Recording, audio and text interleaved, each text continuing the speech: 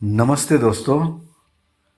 बांग्लादेश के आम चुनाव में बांग्लादेश नेशनलिस्ट पार्टी यानी बीएनपी की जीत पर पाकिस्तान के राष्ट्रपति आसिफ अली जरदारी और प्रधानमंत्री शहबाज शरीफ ने पार्टी के अध्यक्ष तारिक रहमान को बधाई दी है। पाकिस्तान के उप प्रधानमंत्री और विदेश मंत्री इसाक डार ने भी कहा कि उनका देश बराबरी और सम्मान की बुनियाद पर बांग्लादेश के साथ द्विपक्षीय रिश्तों को बढ़ाने के लिए प्रतिबद्ध है। बांग्लादेश में बीएनपी की जीत पाकिस्तान के लिए अच्छी खबर मानी जा रही है, क्योंकि हाल के दिनों में पाकिस्तान ने बांग्लादेश के साथ अपने रिश्ते सुधारने की कोशिश की है। माना जा रहा है कि बीएनपी सरकार का पाकिस्तान के साथ दोस्ताना रवैया रहेगा, क्योंकि तारिक रहमान की मां और पूर्व प्रधानमंत्री खालिदा जिया का रुख पाकिस्तान के प्रति सकारात्मक रहा था। बांग्लादेश में शेख हसीना की अवामी लीग की सरकार भारत समर्थक मानी जाती रही है, लेकिन एक युवा आंदोलन के बाद अगस्त 2024 में उनकी सरकार के पतन के बाद भारत और बांग्लादेश के रिश्ते बिगड़ते दिखे। शेख हसीना के भारत आकर शरण लेने के बाद बांग्लादेश में उनके विरोधियों का रुख भारत के प्रति कड़ा होता दिखा। बांग्लादेश की अंतरिम सरकार के प्रमुख मोहम्मद यूनुस भारत से शेख हसीना को बांग्लादेश भेजने की मांग करते रहे। इसे लेकर भारत और बांग्लादेश के रिश्तों में काफ़ी तनातनी देखी गई। इसके साथ ही बांग्लादेश में हिंदू समुदाय के लोगों पर हमले की भारत ने निंदा की। बांग्लादेश ने इसे अपने आंतरिक मामलों में दखल के तौर पर देखा।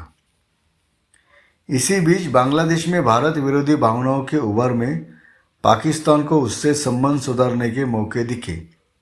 शेख हसीना की सरकार के दौरान पाकिस्तान और बांग्लादेश के रिश्ते अच्छे नहीं थे।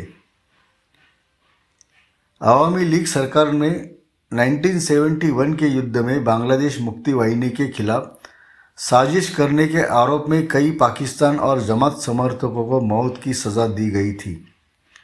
लेकिन अगस्त 2024 में शेख हसीना सरकार के पतन के बाद पाकिस्तान और बांग्लादेश के रिश्तों में सरगर्मियां बढ़ने लगी। साल 2024 में पाकिस्तान के प्रधानमंत्री शहबाज शरीफ ने यूनुस से 2 बार मुलाकात की।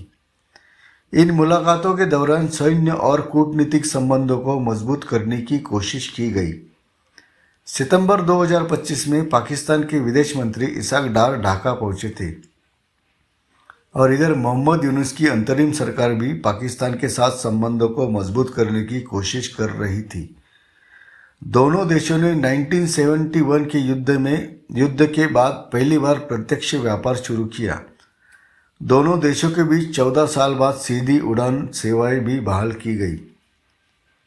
2012 में सुरक्षा कारणों का हवाला देते हुए ढाका ने उड़ान सेवाएं बंद कर दी थी। पिछले 1 वर्ष में दोनों देशों के बीच रक्षा मामलों पर भी बातचीत हुई। विशेषज्ञों के मुताबिक पाकिस्तान बांग्लादेश में जारी राजनीतिक बदलाव का फायदा उठाना चाहता है। जवाहरलाल नेहरू विश्वविद्यालय के अंतर्राष्ट्रीय अध्ययन केंद्र में प्रोफेसर संजय भारद्वाज का कहना है कि बीएनपी की सरकारों के दौरान बांग्लादेश के पाकिस्तान के साथ संबंध अच्छे रहे हैं। 1991 से 1996 और फिर 2001 से 2006 के बीच बांग्लादेश के बीएनपी की सरकार थी, तो पाकिस्तान के साथ उनके कामकाजी रिश्ते अच्छे थे। उन्होंने कहा, पाकिस्तान में इस्लामी विचारधारा को काफ़ी बढ़ावा मिलता है और बांग्लादेश नेशनलिस्ट पार्टी भी सॉफ्ट इस्लाम की बात करती है। अगर बांग्लादेश में जमात इस्लामी और बीएनपी की गठबंधन सरकार होती तो कट्टर इस्लाम को बढ़ावा मिलता, लेकिन फिलहाल ऐसा होता नहीं दिखता। फिर भी बांग्लादेश में बीएनपी का आना पाकिस्तान के लिए अच्छी खबर है। पाकिस्तान के प्रति खालिदा जिया के सहानुभूतिपूर्ण रवैये को भारत में कभी पसंद नहीं किया गया। अब अगर बांग्लादेश और पाकिस्तान के बीच संबंध अच्छे हुए तो भारत पर क्या असर पड़ेगा, वो भी देखेंगे।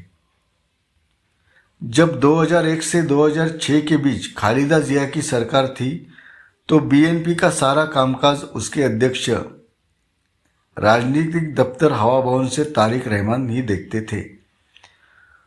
उस दौर में भी तारिक रहमान की नीति पाकिस्तान के प्रति नरम थी। भारत के साथ कामकाजी रिश्ते थे, लेकिन उस दौरान बांग्लादेश और भारत का अच्छा तालमेल नहीं था। संजय भारद्वाज कहते हैं कि भारत समावेशी समाज और लोकतंत्र की बात करता है, लेकिन बीएनपी की नीति में सेना का अहम रोल है। साथ ही इसके विचार के मूल में इस्लाम है। भारत लोकतांत्रिक, सेक्युलर और समावेशी बांग्लादेशी राष्ट्रवाद के पक्ष में खड़ा दिखा है, लेकिन बांग्लादेश में अब ये माहौल दिखेगा, इसकी उम्मीद कम है। वो कहते हैं बांग्लादेश में जमात इस्लामी और इस्लामी तत्व मजबूत हुए हैं, इसीलिए उसे संतुलित करने के लिए बांग्लादेश में तारिक सरकार को पाकिस्तान के साथ रिश्ते अच्छे रखने ही होंगे।